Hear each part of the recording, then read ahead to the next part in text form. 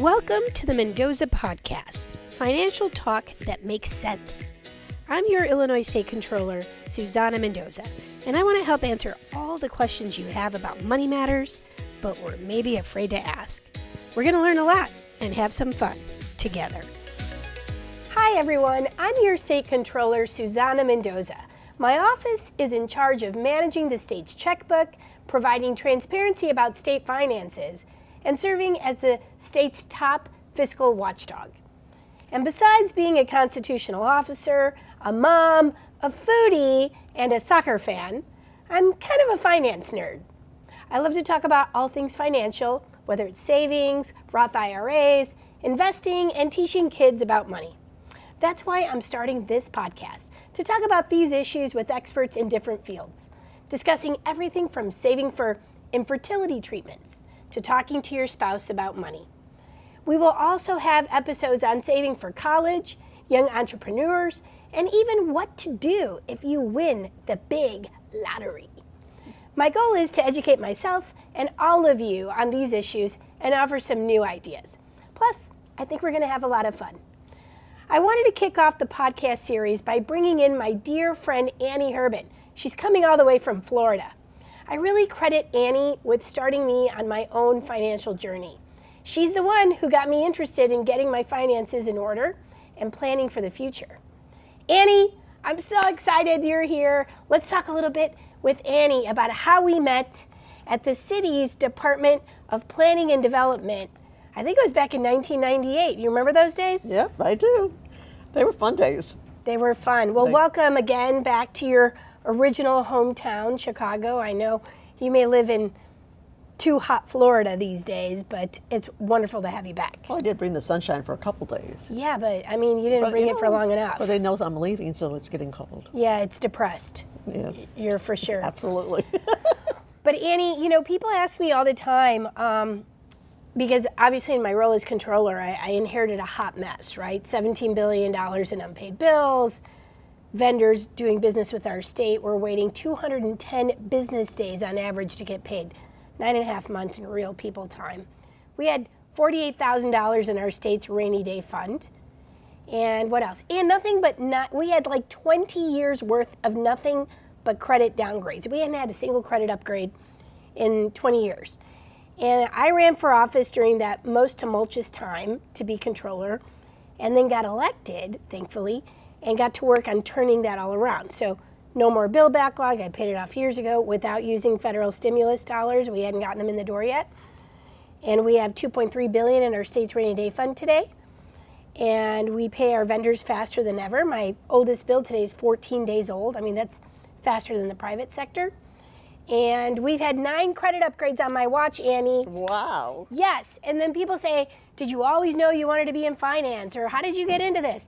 And I always credit you, Anni Herben, for being my inspiration on knowing how to tackle financial debts, on learning to be really fiscally disciplined, on stretching the value of every dollar, and on really being a true believer on that we should not spend every dollar that we get. And every new dollar that we get, we should look to invest it or to pay down debts before we think about spending it.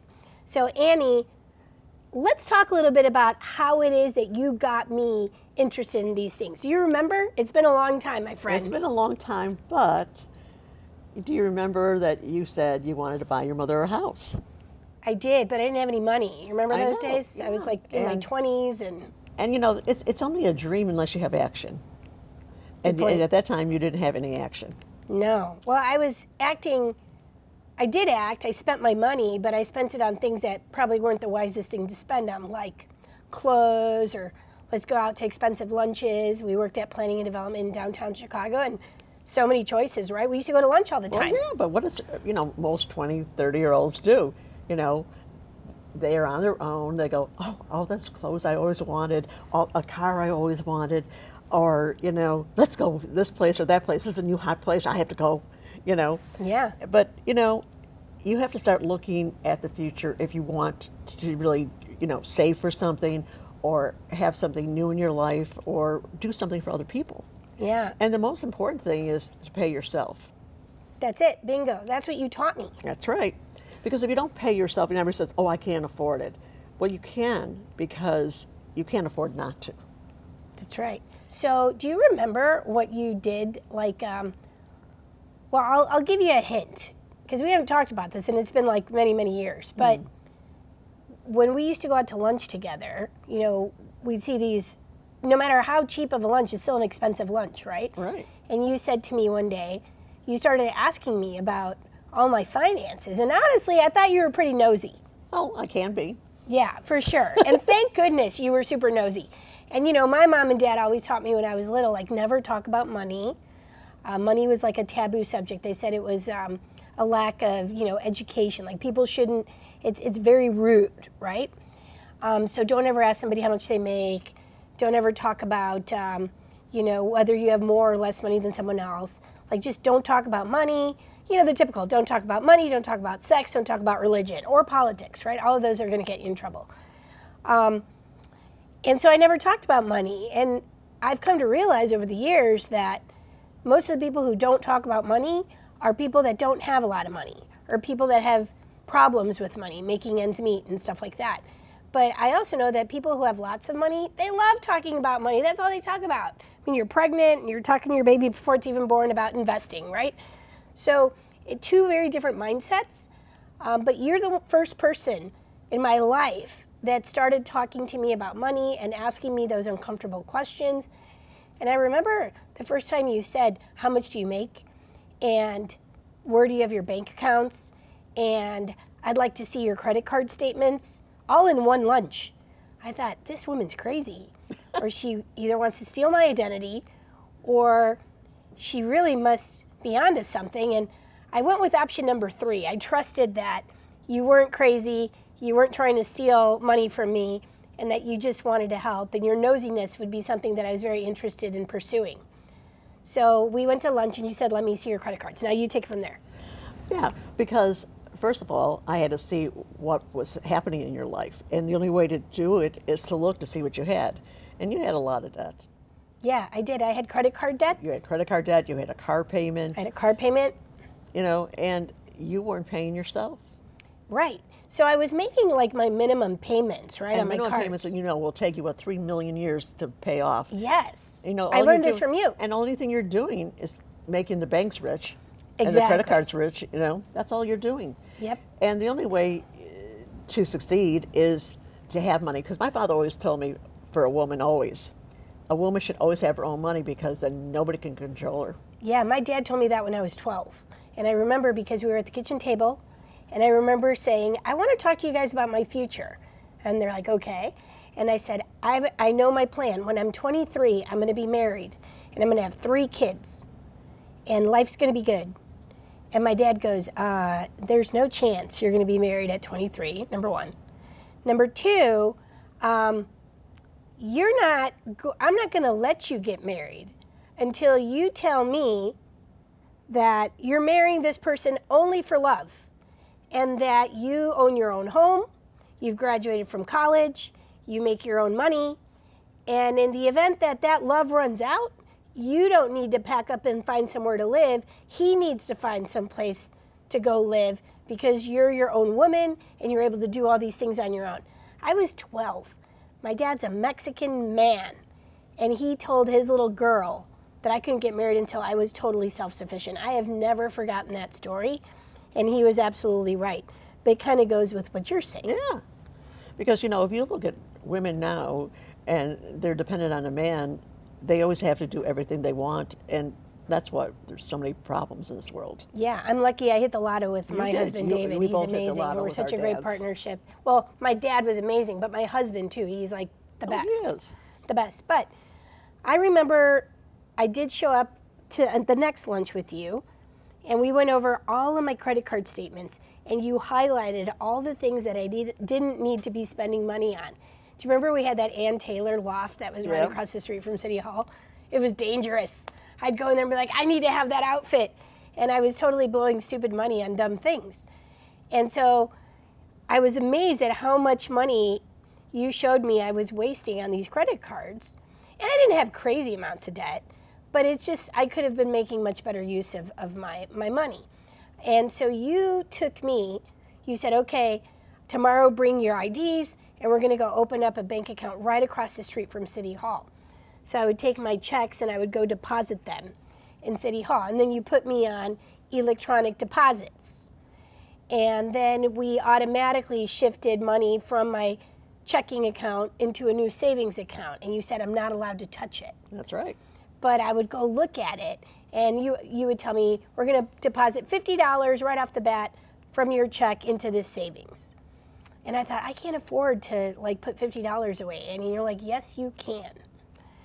And so I said, okay, because who says no to you? No one. That's right. And I went and I did that. And then I realized that, yeah, you're right. I don't need to be shopping at Ann Taylor. And you told me I was not allowed to spend at any of these places that you highlighted for 3 months. You said not a penny more to Starbucks or Ann Taylor Loft or whatever the other places were. Anything that wasn't a need but was a want, you said no for the next 3 months. And I thought it was going to be like the hardest thing to do. But I did it. And then at the end of the 3 months, you told me I could treat myself to something because I earned it. But I wanted to treat myself to just putting more in savings because it became so fun. And I realized that by spending the money unwisely, I was doing myself a disservice. And I had told you that I wanted to buy my mama a house. But you can't buy your mama a house if you're not saving money. Mm-hmm. And so this became like a fixation to me, an obsession to see that, oh, wow, I didn't think I could afford $50 a month or a paycheck. But I could, and then I upped it to like $100 a month. And so this is how I started getting really into saving money, paying myself first, as you said, and then paying down my credit cards with the highest interest. Mm-hmm. You told me that's the strategy. And then once I paid off my credit cards, which I did relatively quickly because I started putting way more above the minimum towards my credit cards, and just learn to live within that means, right? Like we said, we're going to put $500 a month aside for credit card debt repayments. And then when I paid off my first credit card, I was so excited. I'm like, hey, I paid it off. You're like, no, you didn't. And I'm like, what do you mean I didn't? You're like, you still have that payment. But instead of paying it to that card, you're going to pay off the next card. But instead of paying whatever you were paying to that card, you're adding an extra $500 or whatever it was. I don't remember the number, and so I did that. And then when I paid off that card, you said you still have a payment and put it towards your car payment. And then within, a very short period of time, I was able to pay off my little Honda Civic. And by the way, I had that car for 13 years, Annie, because you told me don't ever spend money on a new car because it loses half its value the minute you take it off the lot. That's true. And that car worked just fine. And so I was able to pretend, even when I paid off the car, that I still had the credit card debt and I had the car debt, and all of that money that I was putting towards credit cards and car payment went into the savings for my mom's house. And over a few years of saving, not a lot of years, maybe 3-4 years I think it was, I was able to have like $70,000 in savings because I started really only spending what I needed to live, to pay my rent, my groceries, really the needs, not the wants. Every now and then something fun. But I became super hyper disciplined on saving money, and I was able to reach this goal of buying a house. My brother helped, but that money went to a down payment for my mom's house, and it also went to paying off my mother's credit card debt and my brother's credit card debt, because when I first ran for state rep, I took 4 months off of my job, and he paid for all of my bills, my car payment, my insurance, my rent, everything, and he never, ever wanted a penny back. So it was my gift to my brother to be able to pay off his credit card debt. And so I felt so empowered, and you did that for me. You really did. So I want to thank you because literally everything that I've been able to do now for our state and in my roles that have really centered around being fiscally disciplined was from that first lunch where you were really nosy and you totally got in my business, but I let you. And now I do the same. I get into all my young people's businesses and I'm like, how much are you making? How much are you setting aside? Do you have a Roth IRA? Because you should. You should. And all these things. So, yeah. And then tell them the story, because I've been talking too much, about how you took me to your apartment. Well, sometimes it's by demonstration. And like a young person that you were, I did that too. I bought clothes, I bought things I didn't want, didn't need, I wanted, Mm-hmm. So I took you to my closet. I said, you see all these clothes? In your apartment. My apartment. Like, look at all these, designer clothes. Look at all these, because I actually have clothes that look like a Gap. It had clothes stacked up of jeans and pants and sweaters and everything. And designer. You had like Gucci and Prada and all these like amazing designers. All the, name things. And I said, you could have this, or you could buy Mom a house. Yeah. And you learn as you get older. But when you're younger, you don't. Unless somebody kind of gears you towards that. Yeah, well, I remember first of all, I thought it was weird that you invited me over to your apartment to show me something. And I'm like, man, I'm really trusting this lady a lot. But I was like, cool, let's go. You're like, I got to show you something. And then you took me to your closet, which was this huge walk-in closet. And it was just like bling, bling, bling. It was awesome. And I remember saying, wow, this is awesome. And you said to me, no, this is stupid. That's literally what you said. I'll never forget. And I'm like, what do you mean? She had the most incredible closet going on. And then you explained to me that I wish I would have known now. If I knew then what I know now, this closet wouldn't look anything like this. Right. And I would have a gigantic nest egg to make my life in retirement so much easier. Because you probably had like over $100,000 worth of clothing in that closet. Easily. That was worth, pennies on that dollar. You're never going to get, you probably had to give all of it away when you moved. And even if you sold it, it would be for pennies on the dollar. Yet that same money, if invested over time, would have been worth, over $1 million or more. And that's also why, somebody should open an IRA, because it looks like little money at the beginning, but it grows so fast. With the compound interest, right? Yeah, it's our best friend. And when you become, 65, you don't have to depend on anybody else either, Right. And yeah, that's what really, you told me. It really is important. And what's good about IRAs, you really can't take it out without big penalties, and people don't want to do that. And so it's really, really good. Yeah, and young people can open up a Roth IRA, and that's after taxes, so you can take that out whenever. But the idea is to hold on to it forever, so that when you are 65, that Roth IRA is now worth millions of dollars. Right. And you have access to it without having to pay taxes. It's like the best. Right. And if you really need something like buying your down payment for your own house, you have it. Without penalty. Without penalty. Yeah. So there's so many different things. I didn't know about that. You didn't tell me about a Roth IRA. I wish you would have, because I would have opened that up. I had a regular IRA, and because my father, again, said, okay, I will pay half of it if you pay for half of it. And he made me open an IRA, because he said, you have to have that. Yeah. Well, you're lucky you had parents that told you that. My parents were the most amazing parents, but they really didn't know anything about, financial investing or saving. And I had savings accounts, but my money was never working for me, right? And I think that's the big difference between people who are struggling to make ends meet. They're working so hard to earn the money, when in fact, the money should be working hard for them. Absolutely. But if we're not investing it in the right vehicles, if you're not, participating in the stock market, if you're not saving for your retirement, if you're not saving for your kids' college education, if you want them to go to school, in a vehicle that will give you compounding interest, then you are in fact just in this rat race where you're working harder, and feel like it's you have less and less and less, right? And so, it's crazy when you think about the people who are extremely wealthy. They're literally making money while they're sleeping, right? While they're on vacation, their money's working for them. Absolutely. And so that's why I think it's really important to educate people as early as possible. Actually, they should actually teach, how to balance a checkbook and everything else like in grammar school. 100%. I totally agree. We should be teaching kids how to be financially savvy as soon as they can, walk and talk, literally. Yeah. And but so many parents today don't even know about all these vehicles that are available.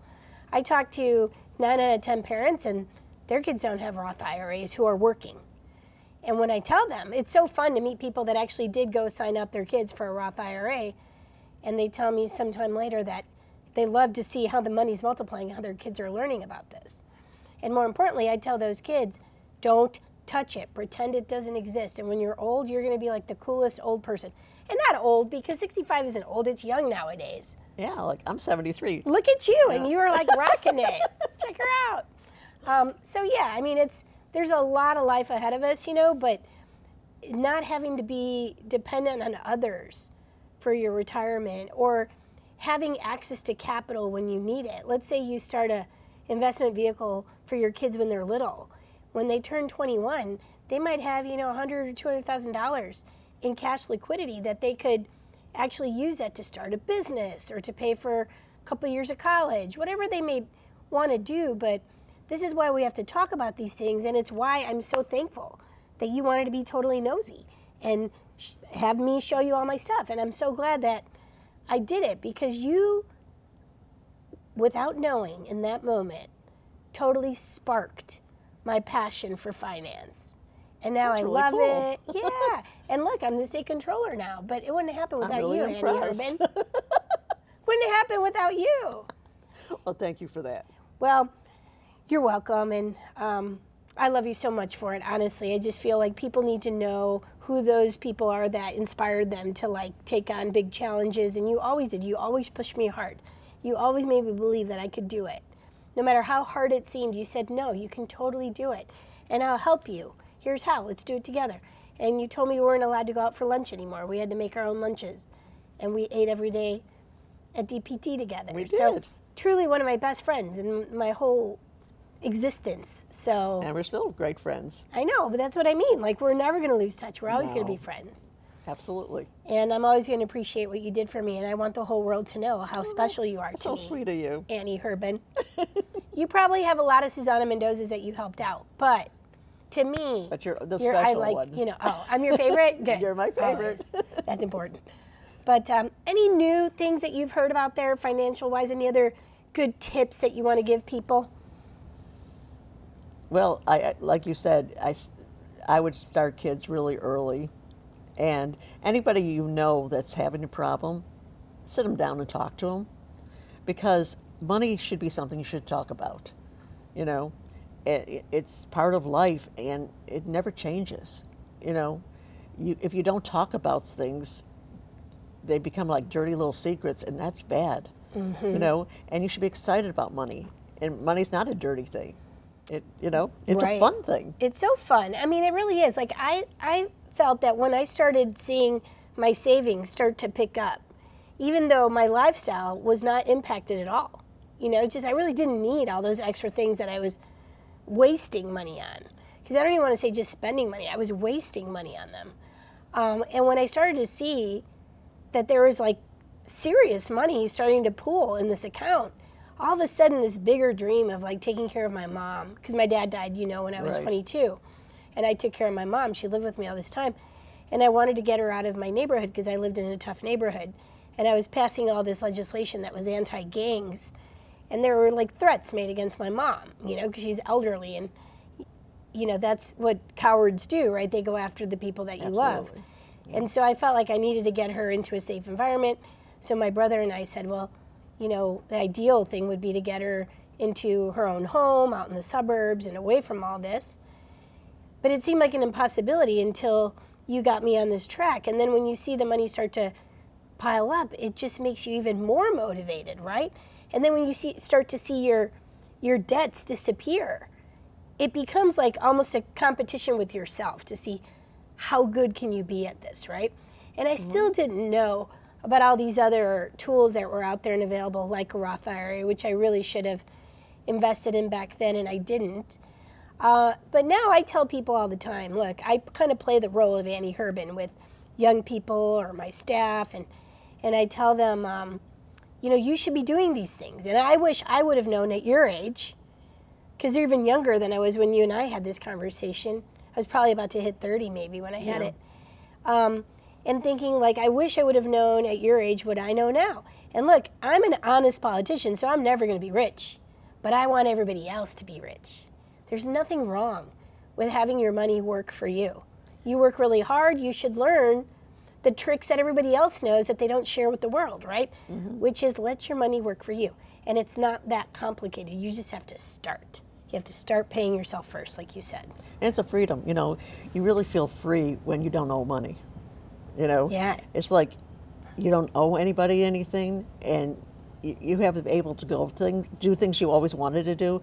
You know, if you want to go take a trip, you could go take a trip. Totally. You know, if you owe money, you always say, well, I have these bills, and I can't do this, and I can't even afford to go to lunch sometimes. I know. And nobody should feel that way, you know. Yeah. You know what I started doing with my, I opened up an Ally account. Remember, do you have an Ally account? No. I'm not doing advertising for Ally here, but I'm just throwing it out because it's legitimately who I have an account with. And back in the day, they used to do these commercials about how, like, if you called the number, you'd actually get a person instead of, like, I hate those when you call and everything's automated.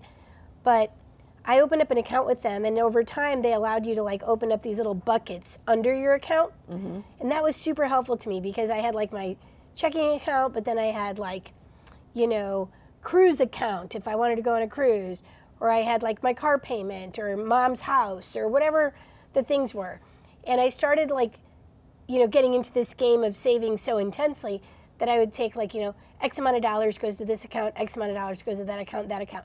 And when I had paid off my car, I refused to buy a new car because my car still worked. And I started putting every other month, I would put the entirety of my car payment after I'd paid off my credit cards, and the car was the last thing to be paid off. I put the entirety of 1 month, but every other month, into a travel account. And I've traveled the whole world. I mean, you know, we've talked about our experiences over all these years. You know, been all over the world, helped pay for my mom. We went everywhere together. You know, she's 89 now and can't travel, but we went to China, we went to Rome, we went to France, we went to Spain. We went all over the place. Turkey. I've taken her everywhere. And now she has dementia, but you know what? I'll always have those memories with my mom. And we have those photos together. But all of that was possible because I was religious about saving money that I otherwise would have spent on dumb stuff. And so everybody has the ability to do this. Everybody does. I speak from experience. You spoke from experience. Absolutely. And hopefully our experiences, good and bad, will help, you know, that next generation or the next person who is willing to open up with us about what their finances look like, good or bad, so that they can be great down the road. Annie, you know what? You're in Florida now, which, because Illinois is the best, but I'm just going to say that I know you moved there because your sister lives there and all that. But, you know, talk a little bit about those decisions that you made. How long did you work for the city, and how you were able to save up your money and invest it so that you could make the move to Florida knowing that you can afford to live there and retire comfortably? Well, it was great that the city of Chicago gave me a great pension. And how many years did you work there? I worked for the city for 25 years. And they did early retirement, so I was able to retire at 52, which was great. Yeah, and then you moved to Dallas first, right? I moved to Dallas first because my sister said, you know, it's really cold there. Don't you want to get out of the cold? It had nothing really to do with, you know, not wanting to be in Chicago. She says, I want you to get out of the cold. You know, you should be around family now, and, you know, we can just have a great time doing stuff. And I said, well, okay. And I never thought I'd ever leave Chicago, really, you know. But I wasn't in a relationship or anything at that point, so I said, sure, why not? Yeah. Well, and then you like Dallas because I went to visit you in Dallas a few times. I love Dallas because it was another big city, and it was fun, great restaurants, you know. You took me to see where JR got shot. I did. And everybody thinks that this place from Dallas. Southport was so big, and you know, because on TV it looked so big, and the house looked so big. It was tiny. It's a tiny little house, and it's a tiny little plot of land. It's so funny that they made it look so big. It looked so gigantic on TV. It was. So, yeah, that was so funny. And remember the years that everybody stayed home to watch Dallas. That's right. That's right. None of the young people watching this right now are going to know what we're talking about. They're going to think you really took me to some place where some JR guy got shot. But no, it was TV, folks. It was TV. And it was that big, you know, cliffhanger. Who shot JR? Who shot JR? It was all a dream. Sorry, spoiler alert. After the fact. Anyway, you mentioned the city of Chicago, and so that's going to be like my last segue before we cut out here. Okay. I think that I want people to know that besides being the person who got me really into finance, right, and paying down debts, which has come in very handy as controller, being zero laser focus on that, you know, like massive. You also are responsible, I think, in large part for one of my absolute favorite places in the city of Chicago through your work in the Department of Planning and Development, and that is the Riverwalk of Chicago. And it's majestic. It's probably our most beautiful jewel that we have in the city right now. And back in the day, how many years ago? Is this like 20 years ago? Mm-hmm. Annie was the project manager for the Riverwalk. And it was really kind of your idea, right? To like bring all these pieces together. And Mayor Daley had this dream that was his father's dream of letting people actually fish in the lake, in the river, because it could be that clean, right? Right. It used to kind of be a place that no one wanted to see. That's why if you take this architectural tour, there are still buildings that don't even have windows facing the lake because Right. the lake was like an eyesore. And not the lake, I'm sorry, the river. The river was an eyesore. Now it's the most valuable property here in the downtown area. But back in the day, you know, no one would have been seen canoeing there or jumping in without coming out a different, perhaps, color or with an extra limb, right? We didn't want that. So the idea was, let's restore the river, make it beautiful, make it a place where families can go and enjoy and development can boom. And you were the one who was overseeing that project. And I know this for a fact. So if anybody tried to deny that that's the case, I know it's not true. Because, can I share, do you mind if can I say, you're dyslexic, is that okay? Mm-hmm. So just making sure she's okay with this. But what a lot of people did not know back then was that Annie is dyslexic. Mm-hmm. And Annie and I worked together in the Department of Planning and Development for many years. I didn't work for her or even in her unit, but we were friends, and Annie was dyslexic, and she had to write up all these project proposals for the Riverwalk. And then when they would tell her to update, she would have to do all the writing for it and update it, and she was all over it.